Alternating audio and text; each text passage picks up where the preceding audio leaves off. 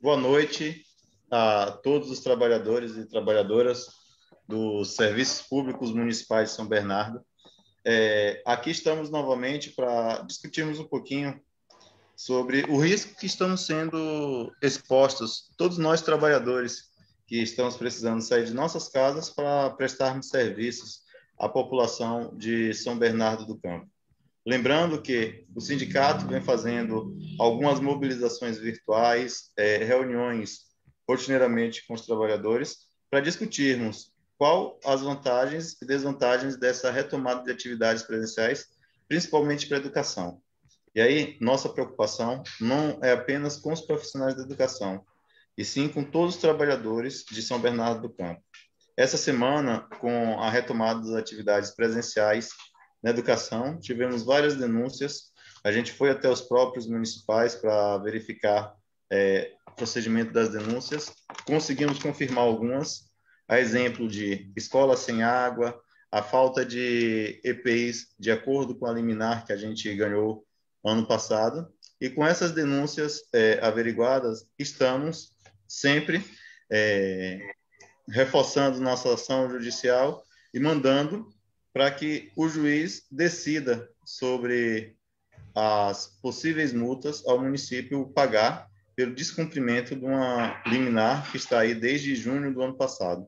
Mas o risco não é apenas do município pagar esses valores. O grande risco são as possíveis perdas de vida que a gente pode ter no decorrer desses dias. São Bernardo hoje tem a triste notícia de uma ocupação de 87% dos leitos de UTI, tem a triste notícia de que a gente não está conseguindo controlar a transmissão do vírus. E aí, chamamos essa live para compartilhar um pouquinho com vocês dos conhecimentos da doutora Juliana e do doutor Nelson aqui, reforçando o time com a nossa companheira de luta, Simone Sierra. E vou deixá-los à vontade com esse pessoal que, além de discutir a saúde, está dominando o assunto de saúde, está nos hospitais, está nas UTIs do nosso estado e conhece como que está essa ação da coronavírus em todo o nosso estado de São Paulo. Simone, é com você. Estamos aqui para te dar todo o suporte.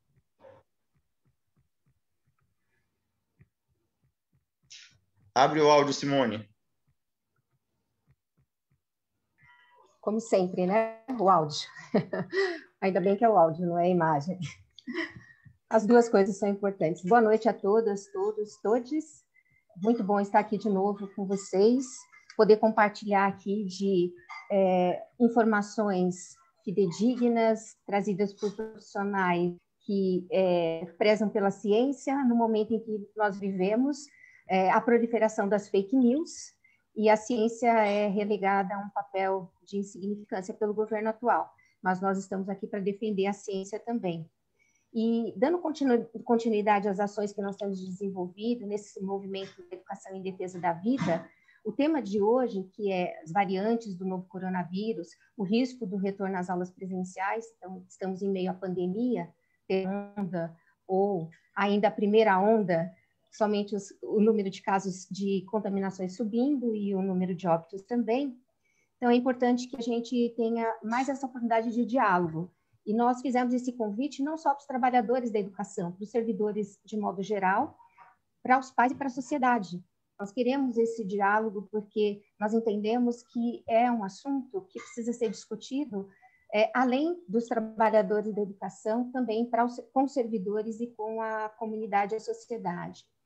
E para a gente falar sobre esse tema, nós convidamos a doutora Juliana, que é médica, Juliana Salles, médica, infectologista, dirigente do CIMESP e da CUT São Paulo, e também o Nelson Nizenbaum, médico, especialista em clínica médica, trabalhou aqui na Secretaria de Saúde de São Bernardo do Campo por 25 anos, portanto, companheiro servidor público, no momento não está no Serviço Público de São Bernardo. Ele foi delegado regional do CRM de São Bernardo do Campo e membro do Conselho Municipal de Saúde de São Bernardo do Campo. Nós vamos iniciar primeiro ouvindo a Juliana Salles e falando exatamente sobre essa situação das variantes do coronavírus, dessas cepas que surgiram aqui do Amazonas, a situação epidemiológica de Manaus, que com essa cepa levou o sistema de saúde a um colapso. A gente sabe que teve uma relação muito grande com a volta às aulas naquele estado, naquele município. E a gente ouviu um pouquinho sobre a relação dessas novas cepas, dessas variantes, e o retorno às aulas e o risco que implica para todos, né? Porque se fala muito dos professores, dos profissionais da educação, todos os trabalhadores da educação, mas a gente sabe que existem riscos já identificados em vários estudos também para as crianças e adolescentes. Então, eu passo agora para a doutora Juliana trazer essa conversa aqui para a gente. Muito obrigada, Simone. Eu vou agradecer aí a Vivian e ao Sinserv pelo convite. Né? Eu sou infectologista, trabalho aqui no município de São Paulo, mas sou dirigente também do Sindicato dos Médicos e da CUT São Paulo, né? E venho compartilhar um pouco aí da experiência e desse ano, né? Que foi esse ano tão atípico para todos nós e que ainda não tem perspectiva ainda de ser reduzido aí ou de voltarmos à normalidade, né?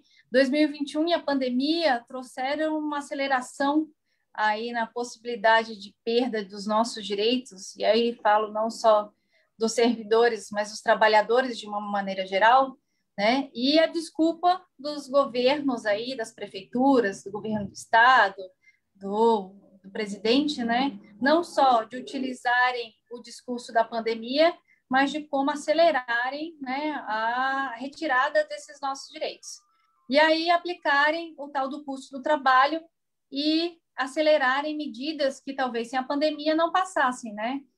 2021, ele começa dessa mesma forma, né? Nós tivemos aí, antes da pandemia, reforma previdenciária, reforma trabalhista, mas agora a gente se vê submetido a uma possível reforma administrativa e a PEC agora que eles ressuscitaram, a PEC 86, a PEC emergencial, que congela salário, congela concursos, etc., que trazem uma possibilidade de piora aí do cenário, né, para nós trabalhadores, de entrega dos serviços públicos, né, de garantia dos direitos dos serviços, não só de saúde, mas de educação, de assistência, etc., né? E esses governos, mesmo os que se travestem da ciência, né, como Dória, e até né, em São Bernardo, ou Orlando, ou aqui em São Paulo, Covas, eles se travestem da ciência, mas eles utilizam os números para cima e para baixo, de acordo com interesses econômicos de alguns grupos, né? Isso não quer dizer, né, que o momento da pandemia não seja muito grave, né? E ele está à semelhança, talvez caminhando para uma pior realidade do que nós vimos em junho e julho do ano passado. E a sensação é que a variante, além de que, né, teve sua disseminação lá no Amazonas, já se encontra nos nossos municípios aqui de São Paulo. A gente vê Araraquara, Presidente Prudente, e aqui diversos casos, né, já tem 16 casos identificados no município de São Paulo, e a gente vê essa variante com realmente uma maior efetividade, principalmente em jovens, né, dobrando aí a necessidade de internação desses jovens, mas também uma maior gravidade, né, em populações com idade menor, idade mais baixa, né, ainda não os idosos, mas aqueles acima de 50 anos. Então, a gente vê internado agora não só aqueles idosos acima de 80, 75, mas também essa população com comorbidade mais nova, né? E a gente vê essa população sofrendo o descaso aí que tivemos esse ano todo, né? Do curso da pandemia que não foi controlado, né? No país, nós tivemos uma curva no país da pandemia que ela não foi controlada, né? A gente não teve uma onda que desceu, reduziu significativamente o número de casos e que depois retornou em outra onda, né? Nós tivemos aí uma onda persistente, permanente, o vírus circulando livremente, o que corrobora também com a teoria, né, do surgimento das variantes, lembrando que esse vírus é muito mais mutável, né?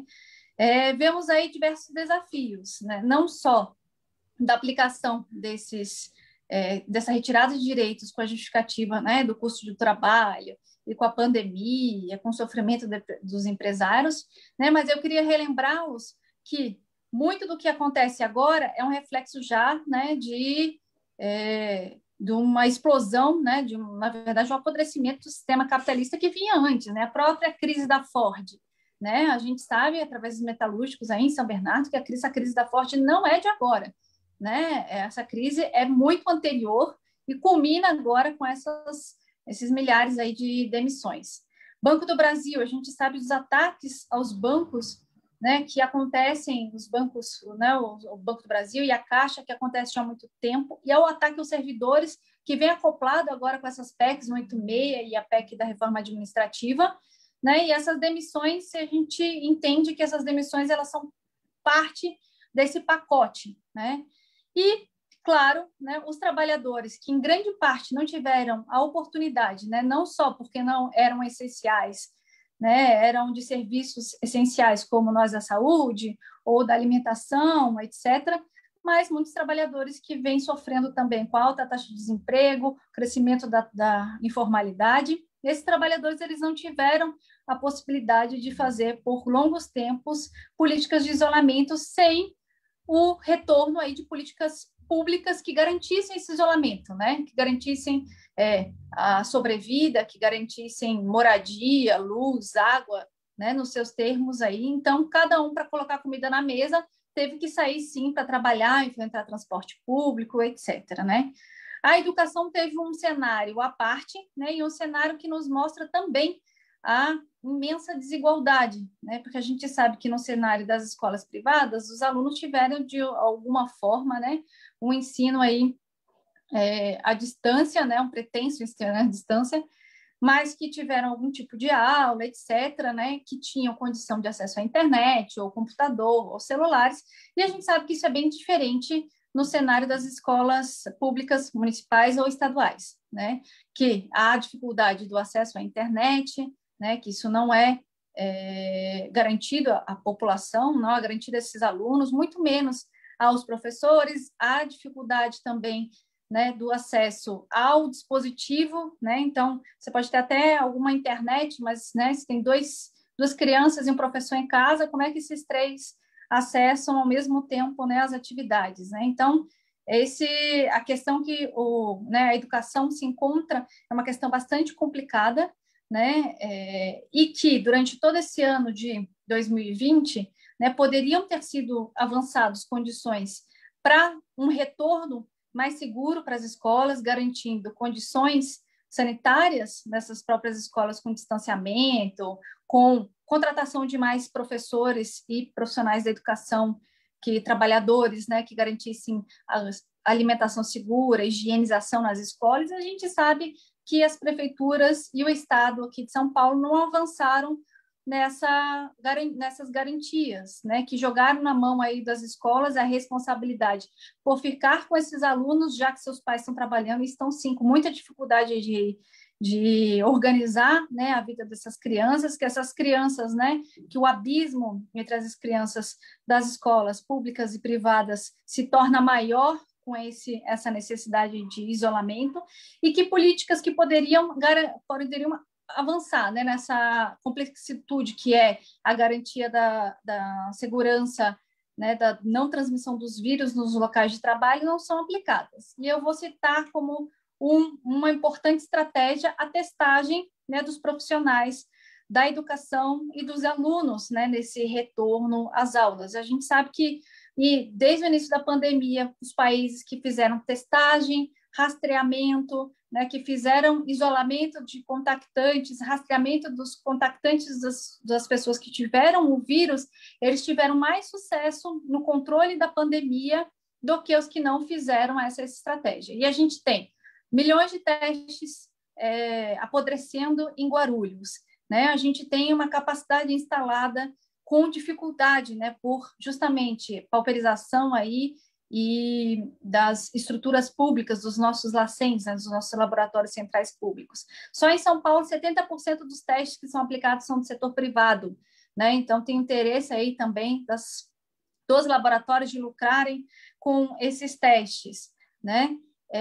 E a gente sabe também, né? Agora, cada vez saem mais estudos e tem o tempo passando da pandemia também a gente vai aprendendo que existe uma parcela importante de transmissão ainda das pessoas assintomáticas, das pessoas que ainda não têm sintomas porque vão desenvolver depois, ou das pessoas que têm tão poucos sintomas ou não têm mesmo sintomas que não vão desenvolver em nenhum momento, mas que têm uma contribuição na transmissão desse vírus, né? Recentemente aí tem uma revisão de trabalhos chineses que demonstrou que, um cálculo epidemiológico, que provavelmente 50% das transmissões acontecem ainda no período assintomático desses grupos de pessoas. E isso é muito grave, né? Porque, independente de nós termos vacina ou não, de vacinarmos a população na sua completude, vocês imaginem, né, que só essa estratégia da vacinação, que não garante a não doença, né, na verdade, ela reduz a incidência da doença, ainda está em estudos, ela ainda vai precisar ainda do controle, né, com outras estratégias, que seriam testagem, isolamento, rastreamento, né, dos pacientes com coronavírus, né, e que pouco não se fala sobre isso, né, que o Ministério da Saúde, né, utiliza a estratégia só dos sintomáticos, né, das pessoas que têm doença com sintomas, e que cada vez mais se torna claro que só essa estratégia não é suficiente para conter o coronavírus, né? E a vacinação, aí com a sua eficácia, né, e o seu avanço lento, principalmente no nosso país, né, ainda é uma estratégia que não tem concretamente um vislumbre, né, de vacinar a população como um todo em 6 meses, né, em que a gente enxergue realmente, né, ou incidir na cadeia de transmissão. Então, eu trago para vocês, né, nesse momento em que São Bernardo aí fecha, né, mais ainda os seus horários de funcionamento, né, que a gente arca aí com uma fase mais avançada, né, do possível colapso da saúde, com essa ocupação de leitos, né, a necessidade, né, além da vacinação para todos, né, que tem que ser uma reivindicação justa, né, e das condições das escolas para um adequado retorno, né, assim que o município atingir condições mínimas, mas a necessidade também de testagem seriada, né, testagem em massa, rastreamento dos sintomáticos, inclusive no local de trabalho, não só em domicílio, né, para o controle da pandemia. E eu relembro, né, vocês que, infelizmente, 2021 não vai ser um ano sem coronavírus, né, assim como não há previsão que 2022 seja um ano sem coronavírus. Então, acho que temos algumas estratégias aí para levantar, né, as nossas bandeiras, né? Recentemente, agora dia 10 de fevereiro, a CUT São Paulo entrou numa campanha para um abaixo-assinado de um PL de iniciativa popular que, né, resgata aí a questão dessa testagem, da garantia da testagem, não só para assintomáticos, mas para também assintomáticos expostos, né, assintomáticos que são trabalhadores que estão em postos que têm risco, né, que seja uma testagem seriada, que garanta afastamento remunerado, que garanta condições no local de trabalho com máscara, com álcool gel, com garantia do distanciamento, né? E a vereadora do PT, a vereadora Ananice, também no município de São Bernardo, recentemente também protocolou na prefeitura um PL igual ao PL que a CUT encampou, agora nesse momento para os outros municípios, né? E no sábado nós estivemos aí até na Praça da Matriz fazendo uma atividade de divulgar esse PL, né? E assinar também um abaixo-assinado para esse PL da vereadora Ananice.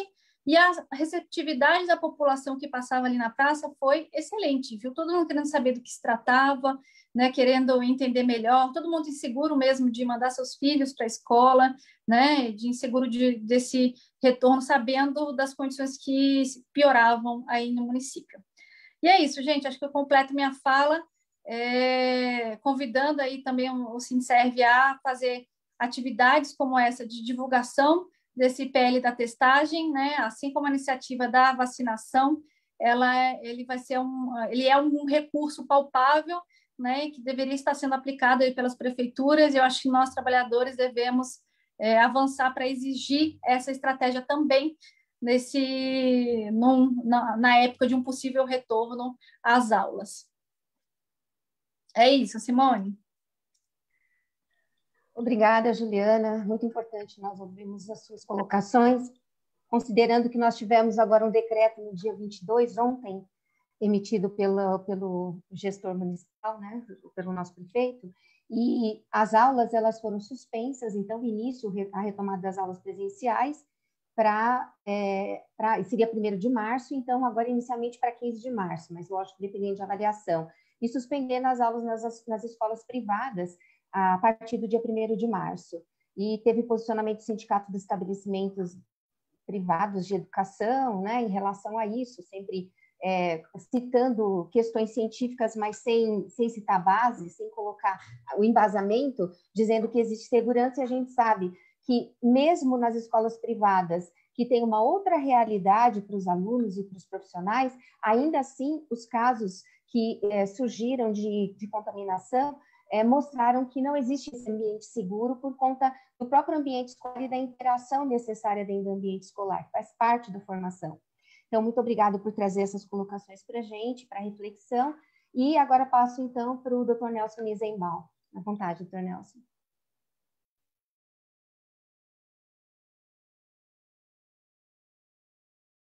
Está sem som, Nelson. Boa tarde a todas e todos. Muito honrado pelo convite do Sindicerv, de estar aqui com vocês. Queria cumprimentar a doutora Juliana, que fez uma brilhante exposição, muito competente, muito abrangente, abrangendo os mais diversos aspectos aí que nós estamos atravessando.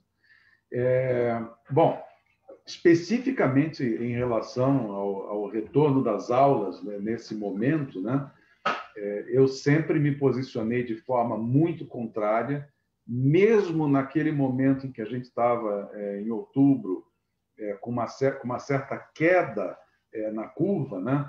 Mas eu já havia alertado que, em função do feriado do dia 7 de setembro, que eu batizei de Dia da Independência, né? E não da independência, né? Porque todo mundo ligou dane-se, e eu falei, nós vamos pagar um preço muito caro por esse feriado. A conta demora um pouco para chegar, mas, enfim, naquele feriado, o povo viajou para lá e para cá, as novas versões do vírus foram se espalhando pelo país, e cerca de um mês após aquele feriado, a curva voltou para uma curva ascendente, e agora retroalimentada também por essas novas variantes, que tem duas características muito importantes para o nosso contexto. Elas são variantes mais contagiosas, de acordo com o que já vem se demonstrando, tanto na Inglaterra como no Amazonas, e, em particular, a cepa B117, que é a cepa inglesa, ela está mostrando uma característica clínica muito diferente das versões iniciais do coronavírus que chegaram no Brasil. E a principal, que mais nos interessa, a diferença clínica dessa nova cepa, é que o quadro clínico dura muito mais e o período de contágio também dura muito mais. Não sabemos ainda precisamente quanto ao período de incubação, ao período de transmissão do assintomático, como a doutora Juliana abordou muito bem. Mas é um quadro mais prolongado, o que significa que a pessoa que pegar a doença vai ficar mais dias incapacitada ao trabalho, vai demandar mais atenção médica, vai demandar mais medicação e comprometer mais o seu funcionamento global, o funcionamento da sua família, o funcionamento do seu trabalho. Portanto, o tamanho potencial dessa catástrofe ela está aumentando à medida em que essa cepa está se propagando. Eu já atendi pelo menos 2 famílias atingidas por essa cepa nova, presumo eu que seja cepa nova, justamente porque eles atendem essa especificidade de quadros clínicos muito prolongados. Um dos pacientes que eu tenho está há 5 semanas doente, há 5 semanas que ele não consegue sair de casa para trabalhar, né? Temos que raciocinar ainda com um outro cenário que foi publicado recentemente, de que 25% dos pacientes que passaram por internações de UTI com intubação morreram de complicações tardias dessa internação, de sequelas dessa internação. Então, nós vamos ter que rever a questão da mortalidade global dessa doença, que me parecia que estava em torno de 0,7%, 0,8%, ou seja, mais ou menos uma morte a cada 120, 130 pacientes.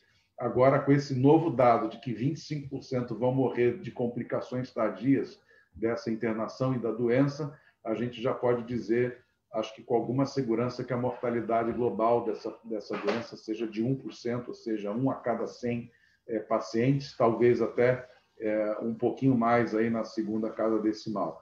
O que é, em termos de saúde pública, uma doença catastrófica. Então, nós temos agora um duplo cenário. Os números atuais da pandemia, em termos de mortes diárias, em termos de novos casos diários, está igual e um pouquinho superior ao que tivemos naquele longo patamar da curva entre maio e setembro. Então, estamos um pouco piores do que estávamos, mas eu diria que nós estamos duplamente piores porque estão entrando essas cepas novas mais contagiosas e que deixam a pessoa mais tempo doente. Então, ora, se naquele período de maio a setembro, do jeito que estava, quando a gente estava com aquele vírus, entre aspas, mais bonzinho, a gente fechou as escolas, a gente fechou várias coisas, deixamos de fazer muitas coisas, agora que nós estamos numa situação mais complicada, é que nós vamos voltar às aulas. Eu não consigo entender essa lógica, não existe essa lógica. Essa é a lógica da morte, essa é a lógica da doença, da devastação, né? E, aliás, falando nessa lógica, eu não sei se é do conhecimento de todos, mas a Escola de Saúde Pública da Universidade de São Paulo fez um trabalho acadêmico de estudo de mais de 3.000 despachos oriundos do governo federal, em todas as instâncias do governo federal, que versam sobre a gestão da pandemia. E a conclusão unânime de todos os participantes do estudo foi o seguinte, que o governo federal trabalhou de forma planejada, estruturada e deliberada a favor do vírus e da pandemia. Isso era uma coisa que eu dizia lá atrás, alguns meses atrás. Assim, esse governo trabalha pela pandemia. Algumas pessoas falavam, não, você está exagerando. Não, eu não estou exagerando. É só a gente observar o que está acontecendo. Você não precisa de muita massa cinzenta para entender essa dinâmica, né? Quando um país como o nosso, onde tudo que se faz em relação à pandemia é mal feito e tudo, praticamente tudo, dá um mau resultado, com todo respeito a todos os profissionais de saúde que estão se matando de trabalhar nessa pandemia e estão salvando muitas vidas, essa é a parte, vamos dizer, que funciona, né? Mas em termos de gestão do governo federal, em termos de liderança, a gente não viu uma propaganda na televisão sequer do Ministério da Saúde orientando a população sobre o que é esse vírus, o que é essa doença, o que é essa pandemia. Eu não sei se vocês se lembram, quando a gente teve aqui na década de 80, houve um pequeno ressurgimento da cólera em determinados pontos do Brasil. Toda hora tinha propaganda na televisão ensinando o que era a cólera e como a gente fazia para se prevenir. Quando teve a dengue, toda hora propaganda em todas as mídias do Ministério da Saúde, falando o que era a dengue, como era transmitido, o que a gente tinha que fazer. Em relação a essa pandemia, o Ministério da Saúde não colocou um segundo na televisão e em outras mídias para preparar a população para isso que está aí agora. Então, realmente é um cenário muito complicado. O Brasil, desde o começo, fez tudo errado na condição dessa pandemia, ações descoordenadas, desincronizadas, mal planejadas, enfim, porque a gente tinha, na esfera federal, um governo plenamente disposto a disseminar o vírus pelo Brasil, acreditando, eles realmente tiveram essa ideia maluca de que iriam conseguir uma imunidade de rebanho rapidamente e com poucas mortes. Não sei se vocês se lembram, mas aquele deputado federal, Osmar Terra, que é um dos ministros do Bolsonaro, ele dizia que nós não teríamos mais do que 2.000 mortos em toda a pandemia aqui no Brasil, né? ele falava isso. O próprio presidente Bolsonaro falou num determinado momento que ele não acreditava que tivéssemos mais do que 800 mortes. Eles estavam se baseando em dados do H1N1, que chegou no Brasil há 10, 11 anos atrás, e me parece que no primeiro período mais grave da pandemia realmente produziu esse número de aproximadamente 1.800, 2.000 mortes. Eles achavam que esse vírus era mais um H1N1, como se o H1N1 fosse pouca coisa. E vocês se lembram que, por causa do H1N1, que matou 100 vezes menos do que o corona, nós fizemos uma vacinação de 80 milhões de brasileiros em 3 meses. Quer dizer, nós temos estrutura, nós temos conhecimento, nós temos capacidade, nós temos experiência, e nada disso foi posto para trabalhar contra essa pandemia. Então, e temos que lidar ainda com uma outra característica que tá ocorrendo, que é a subnotificação.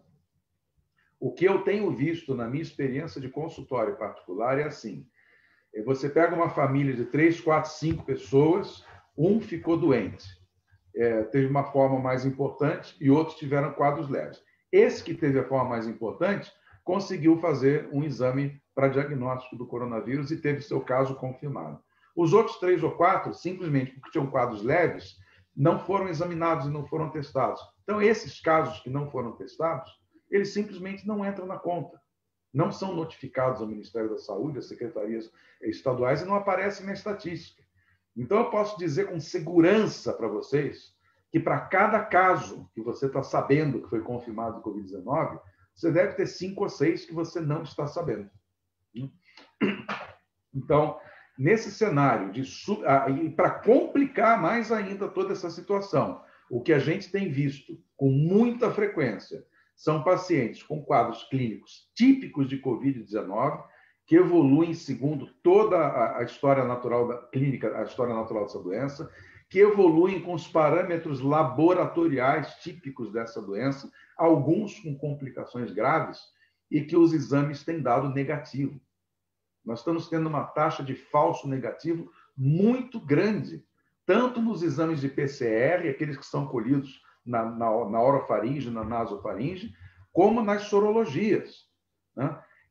Então, nós temos um cenário extremamente complicado e eu não sei como que pode caber na cabeça de alguém de que esse seria o momento para o retorno às aulas, por mais que se fizessem previsões e recomendações e protocolos, etc. e tal, porque a gente sabe que a grande maioria das escolas não tem condições de seguir esses protocolos.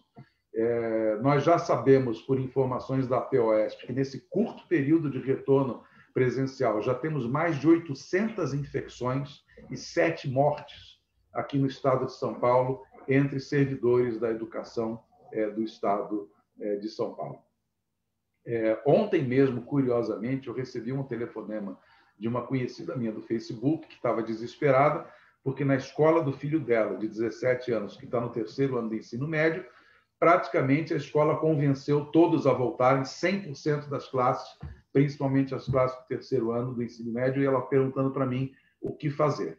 Eu falei, se fosse meu filho, não retornava ao presencial, né? E se eventualmente eles te pressionarem, enfim, fizerem qualquer questionamento, você diga a eles o seguinte: vamos esperar 10 dias, tá? E daqui a 10 dias a gente volta a conversar e eu penso novamente. Bom, a gente acabou não tendo que esperar 10 dias porque houve a ação do prefeito Orlando Morando determinando o refechamento das escolas públicas e privadas. Felizmente, ele teve esse bom senso, tomou essa iniciativa, talvez um pouco tardiamente, mas entendeu a gravidade da situação, porque a cidade está com 87% de ocupação de leitos de UTI, né? Então, assim, se a situação já era difícil por si mesma, terminando a minha exposição, temos como complicadores novas cepas mais contagiosas, pelo menos uma delas dando quadros clínicos mais prolongados, tirando a pessoa da sua capacidade de trabalho, de cuidado próprio, de cuidar da sua família e das suas coisas por tempo mais prolongado, período de contágio prolongado, testes falhando, falsos negativos, e testes não feitos, que é a subnotificação. E ainda tendo como denominador comum o esgotamento emocional da sociedade brasileira, com tanto tempo de doença fora do controle e com um governo que não consegue, não consegue, não, o governo não quer combater essa pandemia, deixando esse rastro de destruição nas nossas vidas, na nossa saúde física e mental, em toda a estrutura de nossa sociedade, na nossa economia, que eles dizem prezar tanto, mas a gente vê pelas atitudes deles que eles não prezam absolutamente nada, eles querem destruir, desorganizar a nossa sociedade em nome de um projeto provavelmente totalitário, que a gente vê com muita clareza que é o que se passa na cabeça do presidente da República, de seus seguidores, dos seguidores de Olavo de Carvalho, dos seguidores de Steve Bannon e de outros líderes de extrema-direita mundial que querem desorganizar as democracias do mundo. E juntando, eu costumo dizer o seguinte, que coronavírus e política é uma infecção cruzada, e nós estamos pagando o preço muito alto dessa infecção cruzada. Então, com essas palavras, eu encerro a minha exposição, espero que tenha deixado claros os meus pontos de vista, e ficamos aí à disposição da nossa audiência para perguntas, debates e questionamentos.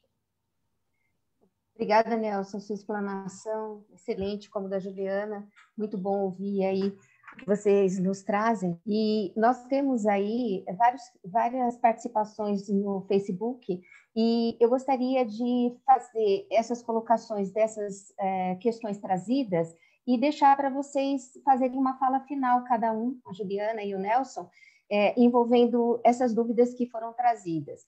Então, uma questão colocada é com relação ao decreto. O decreto, ele fala sobre adiar as aulas presenciais, parar com as aulas, né? As aulas cessarem no serviço privado, mas, por outro lado, mantém os profissionais da educação nas escolas. Então, pensando na variante que traz essa questão de acometer pessoas que não são as idosas que nós tínhamos antes com o coronavírus, o SARS-CoV-2, antes das variantes, que eram pessoas somente com comorbidades mais jovens, mas acometia pessoas mais idosas. Então, qual a lógica de deixar os profissionais nas escolas e os alunos em casa? Uma outra questão trazida também é a falta de profissionais na estrutura das escolas públicas, que durante todo esse período de um ano, praticamente, da Covid, porque foi 26 de fevereiro o primeiro caso, em 2020, agora a gente já vai completar um ano do primeiro caso no Brasil, e esse período todo para reforma, adequação, estruturação das escolas não ocorreu. Essa semana houve visita do sindicato numa escola em que a caixa d'água estava em manutenção e os professores tinham que comprar água. Então, essa é a situação de retorno, sem contar a falta de ventilação, né? Toda a questão estrutural. Os EPIs que foram entregues 2 máscaras enormes, que nem cumprem os requisitos técnicos, as normas técnicas, e a falta de equipamentos de proteção individual adequados. A gente tem também a questão da falta de profissionais. A higienização do espaço só com os trabalhadores da educação já é insuficiente quem está lá para poder fazer a higienização e manter um ambiente mais seguro. Então, esse critério de retorno às aulas também, de ocupação de leitos de UTI, a gente sabe que é um critério um pouco duvidoso, porque se a ocupação subiu, isso significa que já se perdeu o controle. Não houve testagem, não houve rastreamento, não houve as medidas adequadas do ponto de vista epidemiológico. Então, é lógico que quando chega nesse nível e se coloca na fase vermelha, é porque a situação já está crítica e dificilmente vai se reverter quando chega nesse nível de ocupação de leitos de UTI. E também, uma outra questão, os países que citam alguns, por exemplo, o Sindicato das Escolas Privadas, e também alguns meios de comunicação gostam de falar, que países, por exemplo, como a França, retomaram as aulas e não tiveram um impacto tão grande do ponto de vista epidemiológico. Eu queria que vocês falassem sobre essas questões. A gente começa com a Juliana e depois passa para o Nelson, para a gente já poder ir finalizando a nossa live.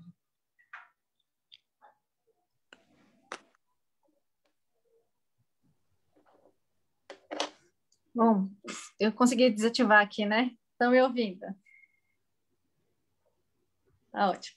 Então, Simone, assim, excelente, né, conversar sobre esse momento, né, porque é um momento realmente de muitas incertezas, né, e muitas não garantias para a classe trabalhadora, realmente, né, suspender as aulas, deixar os trabalhadores da educação incluindo professores, ainda se submetendo ao transporte e ainda se submetendo à presença no local de trabalho,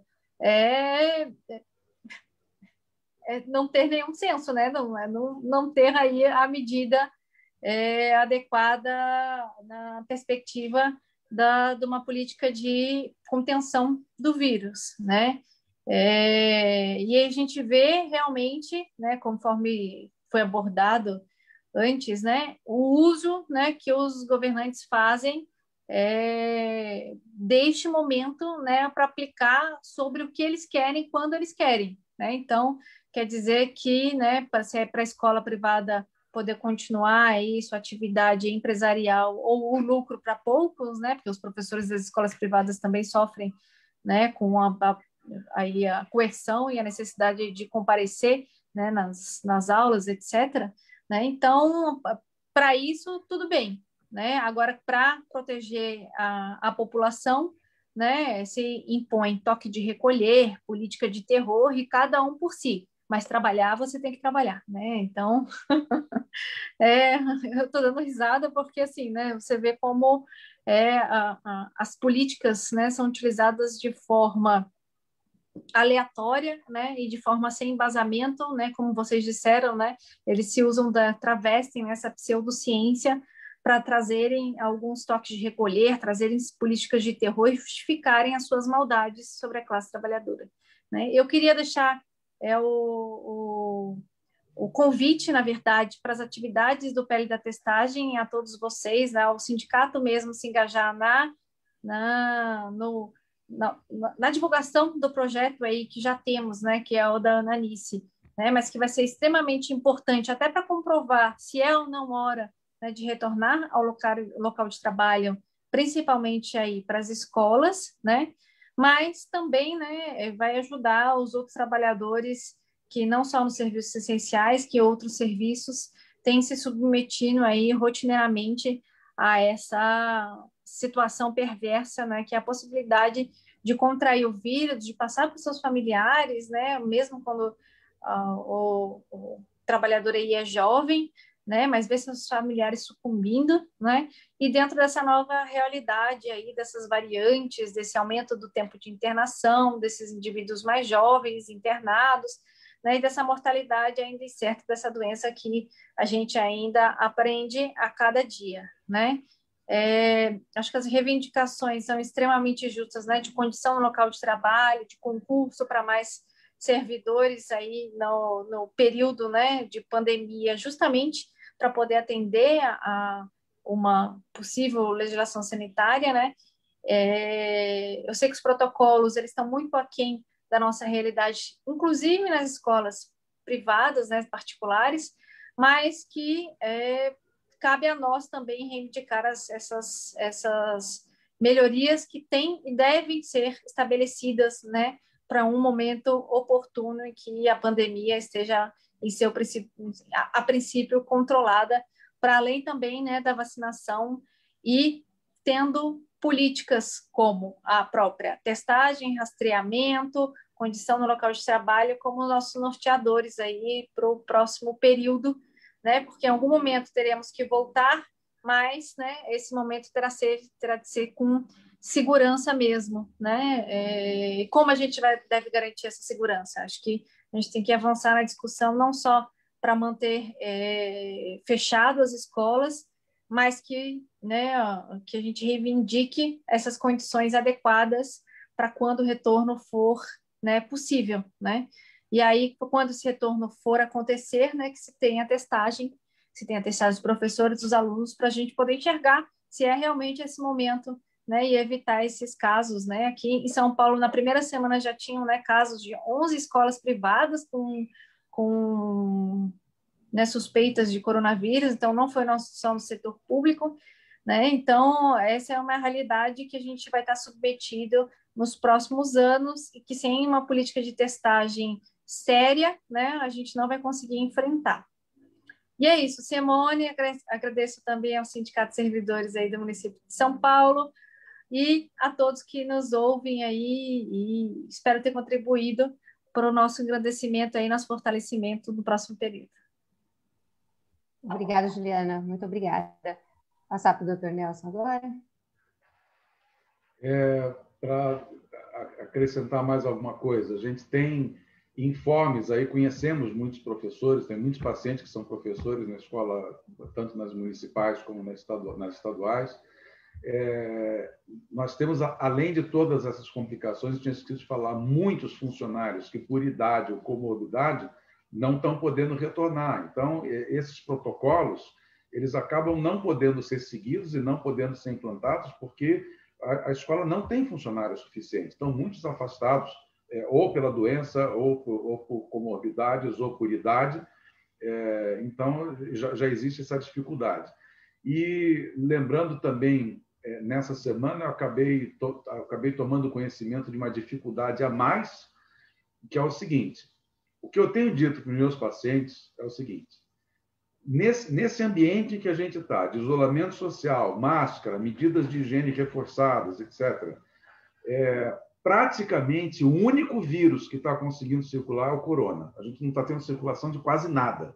A gente não vê rotavírus, a gente não vê influenza, a gente não vê adenovírus, a gente não vê praticamente nada de doença que seja contaminada por via aérea. Então, o paciente aparece com dor de garganta, coriza, ainda que ele não tenha nenhuma manifestação sistêmica importante, como mialgia, dor no corpo, febre, dor de cabeça, até Deus dizer que não, ele está com coronavírus. E eu tenho ouvido muitos relatos de pacientes que foram com esses sintomas em unidade de saúde e, infelizmente, para minha vergonha, o colega que atendeu descartou a possibilidade de ser coronavírus, aparentemente se esquecendo que a maioria dos casos são casos leves, são casos que a pessoa sente muito pouca coisa, parece realmente um resfriadinho, como dizia o infeliz, o nosso delinquente da República. Mas, não, essa pessoa está com coronavírus, né? Não tem outro vírus circulando. Então, se você tiver sintoma respiratório desse tipo, nariz escorrendo, espirro, tosse, dor de garganta, e alguém disser para você que você não está com coronavírus, bata o pé, enfrente a situação e não sai de lá sem fazer um teste, sem fazer um exame, porque não tem outro vírus circulando, só está circulando o corona. Ele é um vírus muito contagioso, é o único que está conseguindo vencer essas barreiras que a gente tem, que a gente se acostumou, né? Mas que não são suficientes. E sobre aquela pseudociência, no meu entendimento, de que você não pega coronavírus na escola, talvez você não pegue na escola, mas esse monte de gente indo e voltando da escola todo dia, no ônibus, no metrô, no táxi, no carro, na carona, vai pegar. E, na minha experiência, as famílias que eu conheço, que têm professores que voltaram à aula presencial, já estão contaminados. Obrigada, Nelson. Muito bom aí. Acho que são muitas dúvidas ainda. A gente tem feito várias atividades tentando realmente abrir esse diálogo e a gente poder refletir sobre informações. Então, agradecemos aí você ter participado dessa live com a gente. Muito obrigada. Eu que agradeço o convite. Muito honroso. Espero ter contribuído. Ô, Simone, antes de você encerrar, eu queria falar um pouquinho com os servidores, posso? Claro, à vontade, Ginailton. Essa semana, como o Simone falou, a gente foi nas escolas e uma das nossas descobertas foi o EPI, que eles estão dando a máscara, quando a gente coloca. Já tinha algumas fotografias de servidores circulando, não é exagero. Eles deram a máscara de tecido, tudo bem que ela tem um revestimento, e aí uma máscara de tecido, tamanho único, que meu rosto, que não é pequeno, né, já cobre meu rosto inteiro. E alguns professores, essa máscara não vai nem cobrir a face, vai cair. E por que eu estou mostrando essa máscara que o município deu? E essas são as máscaras que nós temos, a diferença. As máscaras que a gente ganha aí dos parceiros, que a gente compra nos lugares. E por que eu estou falando das máscaras, gente? Tem muitos professores, trabalhadores da educação, que estão reclamando sobre essa questão, que estão indo para os locais de trabalho, não estão tendo estrutura e estão sendo obrigados a continuar participando de atividades presenciais. Essa máscara o prefeito está dando, ou o município está ofertando ao trabalhador, não é porque eles são bonzinhos, não é porque ele quer fazer a propaganda do município, que tem aqui ó, o logo de São Bernardo, bonitinho, não é porque ele quer fazer a propaganda do município. Eles estão dando para tentar enganar, vamos colocar assim, o jurídico, porque ano passado, sempre é bom lembrar, ano passado, quando ensaiou a retomada das atividades presenciais para alguns profissionais, a gente entrou com um pedido de liminar para que o município não retomasse essas atividades. A Justiça entendeu que cabe ao município decidir pela retomada da atividade ou não, sendo responsabilidade do prefeito. E aí, eles não deram a liminar para suspender as atividades presenciais naquele momento, para todos os profissionais do município. Porém, eles deram a liminar parcial para a gente, dizendo que o município era obrigado a fornecer máscara de proteção com trocas de 2 em 2 horas, álcool em gel, suficiente para você estar higienizando a mão a todo momento, e lugares com água e sabão para que a gente tivesse a higienização. Como Simone explicou em uma live anterior, para que serve essa água e sabão? Quando a gente vai passando álcool gel, cria uma luva por causa do gel na mão e daqui a pouco o álcool não vai ter mais função. E a gente precisa tirar. E aí, semana passada, 2 escolas fizeram corretíssimo. 2 não, tiveram as 10 escolas. Estava faltando água no local, ligaram para o sindicato e fizeram denúncia via diretores do sindicato. A gente foi lá no local, constatou que a denúncia era verdadeira e encaminhamos a denúncia para a Justiça. E a Justiça, com certeza, vai cobrar ao município a responsabilidade deles, porque o prefeito pode decretar que todos os profissionais vão ficar na unidade escolar, mas ele tem que dar condição para que todos esses trabalhadores fiquem sem se contaminar. Não só os profissionais da educação. Lembrando que quando a gente entrou com essa liminar, a gente pensou no pessoal da SU, no pessoal da guarda, no pessoal do administrativo, no pessoal da Secretaria de Saúde, os enfermeiros, todos que estão na saúde, todos os profissionais de São Bernardo do Campo. E aí, gostaria de focar muito isso. As escolas que estão retomando a atividade presencial, os próprios municipais, desde a zoonose até o passo municipal, eles são obrigados a fornecer os EPIs para nós, trabalhadores. E nós, trabalhadores, temos um compromisso conosco mesmo, que é cobrar da chefia imediata todos esses equipamentos de proteção individual. Lembrando que o doutor Nelson, que a doutora Juliana focou muito. A gente agora está com um vírus que ele contamina muito mais, ele passa muito mais tempo para ser curado. E para que evite isso, o ideal era que todos nós ficássemos em casa. Como a administração pública não está permitindo que todos fiquem em casa, então vamos cobrar da administração pública essa responsabilidade sobre todos os trabalhadores. Então, amanhã, chegou no local de serviço, já peça a sua máscara de proteção. Se ele disser, já te dei 2 máscaras semana passada. Não, aquela foi descartada, eu quero 2 máscaras novas. E agora? E pela liminar, o município é obrigado a oferecer. Se ele não oferecer, a gente vai informando a Justiça o descumprimento e depois o prefeito ou o gestor ele irá responder por isso, juridicamente. E aí, gente, nós, sindicato, somos trabalhadores, somos 20 mil trabalhadores de São Bernardo, e se nós ficar a depender só da ação dos diretores, infelizmente a gente não vai conseguir vencer essa batalha, que está sendo uma guerra de classe, vamos colocar assim. O patrão contra os empregados. E agora precisamos nos unir, todos nós, 20 mil trabalhadores, sendo um só, e buscar a condição para que ninguém saia dessa guerra sem a vida. Precisamos preservar a vida de todo mundo e para que essa vida seja preservada, a gente precisa cobrar responsabilidade do gestor. E aí, desculpa, Simone, por essa entrada assim no final da atividade. Muito obrigado ao doutor Nelson, muito obrigado à doutora Juliana. Sejam bem-vindos novamente a São Bernardo do Campo e sempre que quiserem participar de atividades conosco, já estão convidados, sintam-se à vontade. Valeu, Simone, fica com as honras da finalização. Obrigada, Dinailton. Seguindo aqui o nosso horário, né? O nosso compromisso com vocês também. E somente lembrando da nossa Assembleia da Educação amanhã, dia 24 de fevereiro, quarta-feira, às 18h30, pela plataforma Zoom. É importante a divulgação, a ampla participação dos profissionais da educação. Vamos aí divulgar nas nossas redes e vacina já para todas, todos, todes. Precisamos, sim, das vacinas para que a gente tenha segurança nesse retorno às aulas presenciais. Muito obrigada, gente. Uma boa noite a todas, todos, todes. Boa noite.